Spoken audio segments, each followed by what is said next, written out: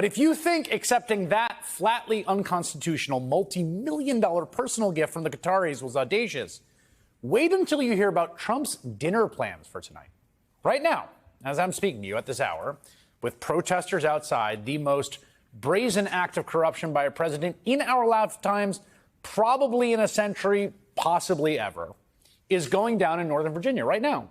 They're not really hiding it so much. You could call it the Met Gala of presidential pay for play.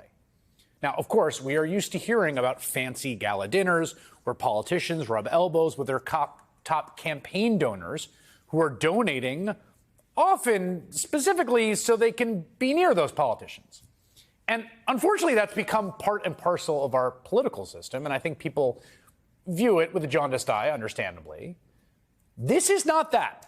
Really can't stress that enough. This is just totally at another level, an entirely different stratosphere of corruption.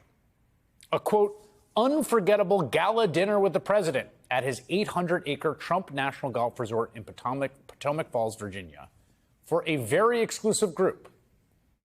220 winners of a contest to meet President Trump, the top holders of his crypto coin. I don't know much about it other than I launched it. I heard it was very successful.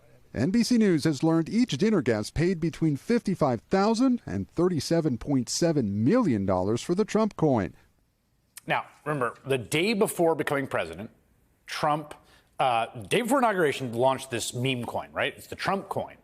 And then this whole dinner thing was announced first back in April. It was at www.gettrumpmemes.com. The president's meme coin sought investors who would pour untraceable cash into his crypto wallet. And the top 220 got an invite to tonight's dinner. Black tie optional. For the top 25 Trump meme coin holders, there was an exclusive reception with the president before dinner. All told, in order to get in tonight's gala, the winning guests forked out a total of nearly $400 million, according to NBC News.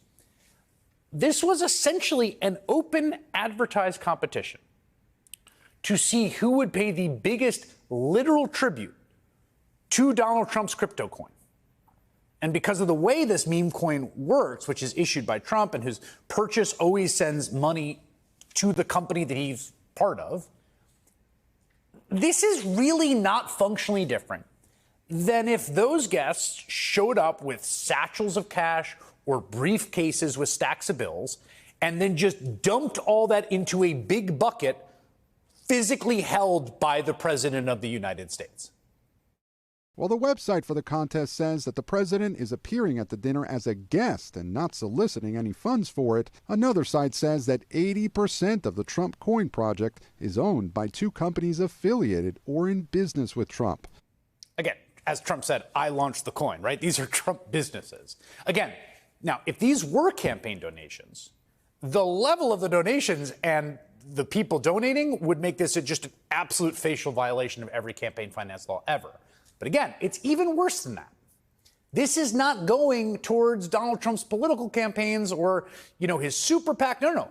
This is just money in the president's business empire. And when asked, the White House keeps saying that Donald Trump, the president of the United States, is not attending this dinner he's attending this dinner where he will make millions of dollars, not as president, but in his personal capacity. On the president's dinner tonight, will the White House commit to making a list of the attendees public so people can see who's paying for that kind of access to the president? Well, as you know, Garrett, this question has been raised with the president. I have also addressed the dinner tonight. The president is attending it in his personal time. It is not a White House dinner. It's not taking place here at the White House. So that's a no, I think, on the list of attendees.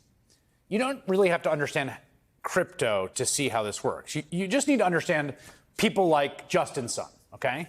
Here's just one example. Justin Sun's a Chinese-born crypto billionaire whose company has been a popular way to move money for crypto's criminal underbelly. And for years, Justin Sun wouldn't even set foot in the U.S. for fear of arrest, according to reporting from the Wall Street Journal. Also, he was under investigation by the Department of Justice and the Treasury, as well as a lawsuit that was filed by the SEC. But guess where Sun is tonight?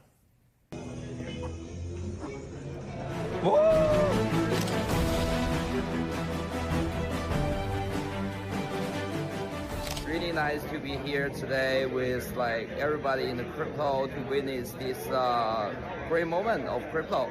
And the president will be on the stage later. So see you. See you, Justin.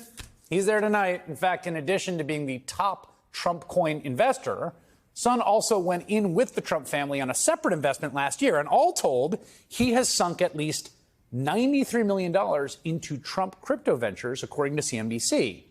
And would you believe, this is really going to come as a shock, in February, right after Trump took office, wouldn't you know, the SEC asked a court to pause its lawsuit against Sun.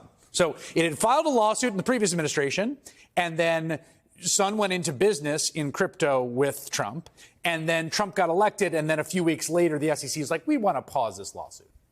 Now, instead of quietly counting his blessings for appearing to have successfully wriggled out what could have been some legal trouble, Sun tweeted that he was Trump's top meme coin donor.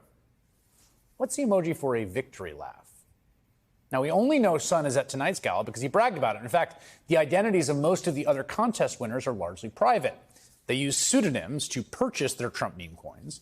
But, and this is really important, a majority of the attendees appear to be foreign nationals, according to Molly White, an independent crypto researcher who has written about the contest. Again, foreigners cannot legally donate to an actual U.S. campaign. In normal times, the Department of State is in charge of stopping and sanctioning foreigners who donate to American political campaigns.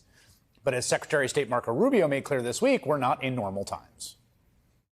Do you have a list of those foreign individuals who will be meeting with the president? I don't. I don't know anything about it. I didn't even know there was a dinner. It is likely going to involve some very significant foreign interests. You have to be pretty wealthy in order to be able to get inside this dinner. Isn't that a relevant question for the Secretary of State? Yeah, I'm not the social Which foreign secretary, interests are going to be speaking to the president? I mean, it's kind of naive to believe that they aren't going to be in that room talking about national security matters. Well, I don't think that that's the case at all, because I would be aware if it was the case.